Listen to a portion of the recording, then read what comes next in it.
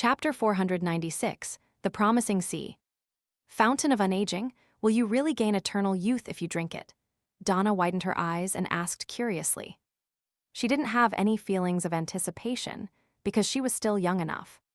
Ellen didn't answer at once, and instead, he forked a piece of fried Murloc rib meat, tore into it in 2 bites, and took a sip of Sonya wine. The sweet and smooth taste has completely nullified the cloyed taste of fried oil. His eyes were half closed, and he looked like a gourmet. After pondering for a few seconds, he slowly answered Donna's question. I don't know if there's a fountain of unaging, nor am I certain if the king of immortality, Agalito, drank its waters. I only know one thing, and that is that when I was very young, I heard the legend of this pirate king. It's just like how King of the Five Seas, Nast, seems to live forever. Their beards must be very long, extending beyond than their chests. Denton gave his opinion. In fact, the King of the Five Seas, Nast, has a beard that only reaches below his neck. He sits on the deck, draped in a black splendid robe with silver ends. He wears a crown that's 2 times taller than his head and overlooks everything like a deity. Ellen's tone gradually lowered as though his memories had entered a quagmire, and he was unable to extricate himself. Uncle Captain, have you ever met the King of the Five Seas? Donna asked excitedly. This was the most legendary pirate. His name traveled through the sea, and even the children of the port cities knew his name. Whole generations of people grew up listening to stories about him. In a sense, many people view Nast as the true pirate king. I remember one of the conditions for advancement for Black Emperor is to equate one's name with emperor, entrenching it deep in the hearts of the people. Is this an early or simplified version of an attempt? I wonder what sequence the King of the Five Seas is at now. Although Klein was focused on sampling the Murloc meat, his mind whirled as a result of the group's discussion. Faced with Donna's question, Ellen said with a sigh, At that time, I was still very young and serving on the William V. Once, our fleet tried to cross the Strait of Calamity in the Berserk Sea and encountered the Black Emperor's ship there. In those few minutes, everyone, including the fleet captain, lost the will to fight. Fortunately, Nast didn't give the order to attack us. Very cool, the boy Denton cheered, his eyes shining. Ellen didn't continue the topic. He smiled and said, As for King of Immortality, Agalito, I've never met him in real life. I only know that his bounty notice depicts a pale middle-aged man. How pale? Let me give an example you can understand. It's like he's been dead for some time, a corpse which is just beginning to rot.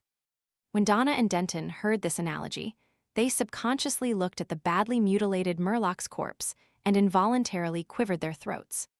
Of course, the most important thing in a bounty notice isn't the looks, it's the bounty reward. In loan alone, Agalito is worth 100,000 pounds, and his bounty is the lowest among the 4 kings. Ellen diverted the topic and said, Let's continue the stories about treasure. Ranked 3rd is the inheritance of the Solomon Empire. In the 4th epic, when that massive empire was dissolved and destroyed, the royalty brought treasures that even the gods would be jealous of onto a ship. They steered it deep into the Fog Sea, awaiting the opportunity to rebuild their dynasty. However, 500 years passed, 1,000 years passed, and 1,500 years passed, but it ultimately didn't appear.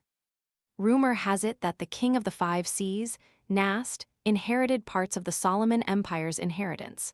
No one knows if he's a descendant of the real Black Emperor, Cecile added with interest. Fog Sea, western shore of the northern continent. Donna thought back to her geography. Right, Cleves responded simply.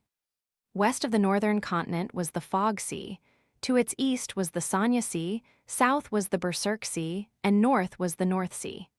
The east and west sides of the southern continent were similar to the northern continent, while south of it was the Polar Sea. Together, they formed the 5 seas. The Lone Kingdom was backed by the Hornisus mountain range and the inland Midseashire. Its eastern face was the Sonya Sea, and it stretched south to Daisy Bay. It occupied several of the excellent entrances to the Berserk Sea, but it didn't involve the Fog Sea. Is that so? Donna didn't have much interest in the faraway treasure, so she switched focus and asked, What about the 4th treasure? It belongs to the last empire of the 4th epic, Trunsost. Rumor has it that they built a huge ship the size of a city, and they transferred all their treasures onto it. Funny enough, their escape was of no use. Although the predetermined passengers and crew didn't fail to arrive at the port in time, none of them survived. However, that ship vanished by itself. Up to this day, people often claim to see a gigantic ship sail by them silently in a foggy night. It's been called the Spectre Empire, and it appears across the Sanya Sea.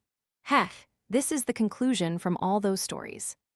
Elend looked up at the red moon hanging high in the sky as he said with a tone of mockery, without any disguise of his longing.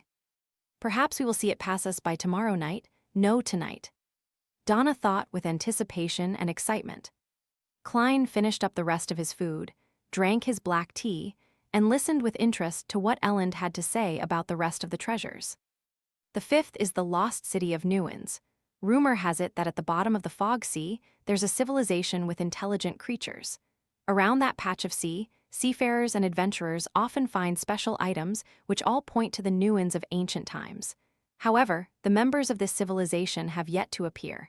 It's like it has been lost to this world. Elend drank the remaining of his Sanya blood wine and said, "That is an inheritance left behind by a civilization. The magnitude of its wealth is absolutely unimaginable." After pausing for 2 seconds, Elend put down his glass and laughed. "In fact, the treasure I look forward to the most is one which has more accounts than legends, the sunken laurel. More than a century ago, it carried gold, jewelry, and various valuable items that the kingdom obtained from East Balem. As it steered away from the sea route, it sunk in an unknown area somewhere between the Berserk Sea and Sanya Sea. It hasn't been found to this day. It's said that the items on board are worth millions of pounds." Millions of pounds, the number caused Donna to blurt out in astonishment. As a merchant's daughter who had been educated for many years, she had a vague understanding as to what this number represented. In Lone, a millionaire was a genuinely rich person, second only to the top noble families and tycoons. Millions of pounds? As a member of the National Atmospheric Pollution Council, a major shareholder in the Coim Company, Mrs. Mary, who allowed me to join the Quelog Club for free, is only worth a few £100,000, and even so, she's rich enough even in the circle of aristocrats and merchants. She's a popular divorced lady, and there are even aristocratic children who propose to her. Klein quickly found a target for comparison. Elend sighed with a smile. "If I can find the sunken laurel, then I don't have to be a captain anymore. I'll head to Backland and become a philanthropist. I'll purchase land and donate to political parties and get a hereditary aristocratic title. I've heard Talem mention before that a baronet costs about £300,000 and about £800,000 for a baron. If you manage to get your hands on the treasure, the titles of Viscount and even Earl is something within the limits of imagination. Millions of pounds." Klein helped Elend perfect his plan. "If it were me, I wouldn't do that. I'll buy a huge manor." Cecile also began to imagine her life after finding the treasure. "I want to hire many servants and helpers, plant large tracts of wheat, build vineyards, make wine for myself. Also, I want to have a room where I can sunbathe, have leisurely moving cows, sheep, and horses, and have bread from my own mill, just like a beautiful picturesque scene." Elend laughed when he heard that. "Ma'am, do you know how much a manor like this is worth?" "No, I don't," Cecile shook her head. "It's only a few £1,000s. If you find the sunken laurel, you can buy 1,000 of those manors." Elend used exact numbers to illustrate the value of the treasure. 1,000 manors. Cecile couldn't help but raise her cup and drink a mouthful of black tea. Before this, she had known that several £1,000,000 was a lot of money, but she hadn't expected it to be this much. In order to alleviate the shock in her heart, she looked at Cleves and said, "Boss, if you find the sunken laurel, what do you plan on buying? No, what sort of life do you wish to have?" Cleves fell silent for a moment before saying, "Return home. I'll hug my wife and children, telling them that I no longer need to go on an adventure out at sea again." "Not a bad guy." Klein nodded slightly. Donna looked at him curiously. "Uncle Adventurer, what about you?" Klein replied expressionlessly, "Tell myself not to sleep anymore. Hurry up and wake up." Evda. Donna spat out the sweet iced tea she'd just drunk, but fortunately, the fried fish on the table had already been eaten. At this moment, Klein sighed inwardly. even though I know it's basically impossible to find the treasure. Otherwise, the various churches would have already done it with all the powerhouses they have. But when discussing such topics, I couldn't help but get excited. This is the charm of treasure. Even if it was just a legend, it can attract many adventurers. Donna wiped her mouth and sat down like a lady, as though she wasn't the one who had lost her composure.